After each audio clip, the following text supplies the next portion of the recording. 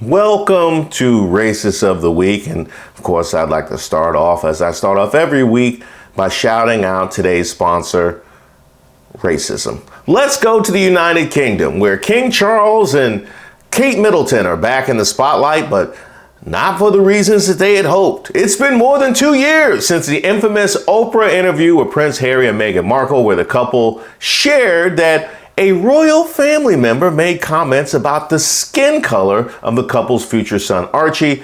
Markle shared during the interview that there were, quote, concerns and conversations about how dark his skin might be when he's born. And I would add that Prince Harry, when asked about the specifics of what was said it's not anything that I would ever want to repeat. So I'm just going to go out on a limb and say it's way worse than we think. Well, since the release of the book Endgame, Inside the Royal Family and the Monarchy's Fight for Survival, they've been dodging questions about Prince Archie's skin tone like an Olympic hurdler, and that's because the Dutch version inadvertently revealed the royals responsible for the colored queries. The book, which temporarily vanished from Dutch shelves faster than a corgi at a sausage factory, alleged that Charles and Kate were the ones that weren't exactly celebrating diversity when it came to Archie's complexion. Now the couple is putting on their best nothing to see here faces, out here appearing in like a united front in public like a couple of mannequins at Madame Tussauds. Furthermore, we know the British monarchy has, let's just say, a troubled history with race. As we know, several British monarchs, including Queen Elizabeth I, King James I, King William III, directly contributed and profited from the transatlantic slave trade. And that's before you get to atrocities committed outside the continent of Africa. We could pretty much do a whole series of videos just about that. But while Charles has expressed his personal sorrow over slavery's lasting impact, a formal apology seems to be lost in the royal laundry basket. The question now is, will Charles and Kate break their silence and finally address the elephant in the room, or will they continue to hide behind their carefully constructed facade? And I will say this, look, it's not outside the realm to ask questions about how dark a child's going to get. But it's when you can't own up to it where it really becomes a problem. I'm also wondering why exactly it was that Harry says that he can't even talk about what happened. He won't ever even repeat it. I can tell you, there have been questions about how dark my son's going to get, and I don't feel that bad about repeating it to him when he gets older. But, you know, we're not royals. Let's go to Chili's, where things are getting spicy. Hold the chips and queso, Chili's. A black family in Denver is heating things up with a lawsuit after they claim they were asked to pay for their meal before they even ordered a single Chili's baby back rib. And you know what, Chili's? With all the things that the black community has done for you, Chili's baby back ribs, barbecue sauce. I mean, come on. I want my baby back, baby back, baby back. All that we have done for you, Chili's. And this is how you treat us. Well, apparently this restaurant manager thought it'd be a good idea to accuse Markeisha Futrell Smith of dining and dashing before she even had a chance to order some molten chocolate cake.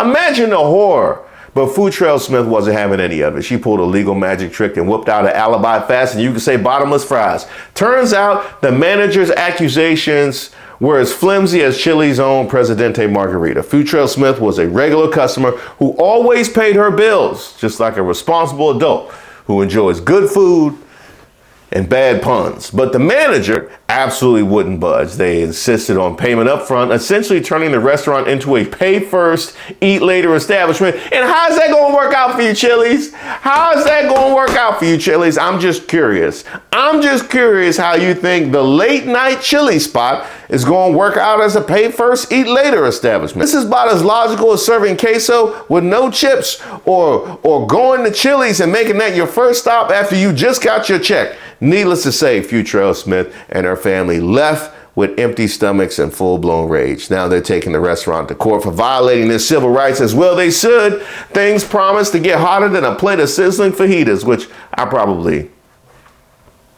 I would never order that at Chili's. But meanwhile, Chili's is doing their best to downplay the whole thing, claiming they're all about inclusivity. And we wouldn't discriminate against a fly, let alone a paying customer. But something tells me that this lawsuit is going to leave a bad taste in their mouth long after the last crumb of their triple dipper is gone. And from my experience at Chili's, they don't actually discriminate against flies. I've seen flies many times enjoying themselves at Chili's. But next time that you're at Chili's, remember, it might be wise to bring your lawyer along with your appetite, because you never know when you might need them to spice things up. Or maybe I'll just bring this roll of receipts, which proves that I pay my bill. Now, the receipt won't be from Chili's. They'll be from nicer restaurants. So hopefully you don't use that as a reason to eject me and serve my food to the flies. Now hold on to your floppy hats and pearls, folks, because it seems like the Republicans are at it again, clutching their pearls and shedding a river of white tears over the oppression facing white Americans. Well, according to a recent poll, a third of Republicans believe that racism is not just a problem, but a huge problem for white folks. Seriously, folks, who knew that wearing your ugly sweater year-round was such a struggle?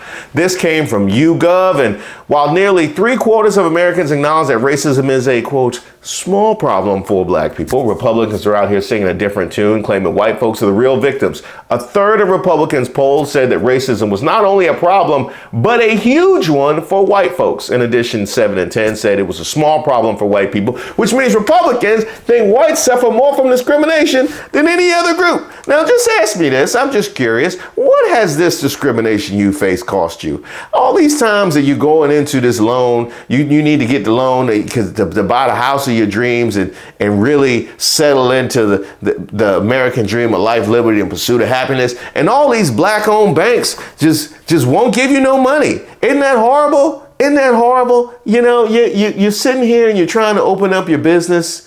You're trying to open up your business and you need a zoning permit, and you go down to City Hall and the mayor and all the comptrollers and his entire cabinet, just nothing but black people, just nothing but black people just control the City Hall. Then you go to the governor, right? Because the governor is going to be black, right? So the governor won't help you. So you discriminate. So you're like, okay, well, the governor not going to help me. Maybe I'll go to my senator. You know, maybe, oh no, I'm going to my congressman. I'm going to my congressman no, because the congressman is going to be black. So you got the black congressman and the black governor and the black mayor and the black land surveyor and the black owned bank. And no, you're going to go to the senator. Senator going to be black. Senator going to be, oh, no. Senator's black. Senator's black too. Yeah. I don't know. You know, it must be rough. It must be hard out here with all of these dominions that are so dominated by black people. It's got to be rough. It's got to be rough. I mean, I don't know if you live in a parallel universe where spicy means extra mayonnaise, but hey, at least you're consistent. Because when you dig deeper, the survey found that white people were less likely than other members of racial groups to say they experienced negative responses from other people. How about that? How about that? More people claim that they experienced racism, but less actually could own up to actually experiencing racism. Only 6% believe race was the reason for a negative interaction, compared with 4 in 10 black folks who believe the bad treatment was partly because of race. So what you talk about, Willis? What are you talking about, Willis? So the next time you hear a Republican complain about the unfairness facing white people, just remember this. They're either delusional, deliberately obtuse, or just trying to distract you from the real issues. They're the political equivalent of a toddler crying over spilled milk, except their tears are made of mayonnaise and sour grapes. Who knows? Maybe their tears will eventually wash away their racism along with the remnants of their credibility. You know, that was 2 mayonnaise blasts I used in there. Mayonnaise, I'll be honest, I like mayonnaise. I don't know how mayonnaise became a white people thing. I like mayonnaise. I will also say everybody likes fried chicken. I probably should do a whole nother video because we need to challenge some. Everybody likes watermelon too. I dare you. I dare you. You know everybody likes watermelon. But that's not what we're talking about right now. I like mayonnaise. I don't care what y'all say.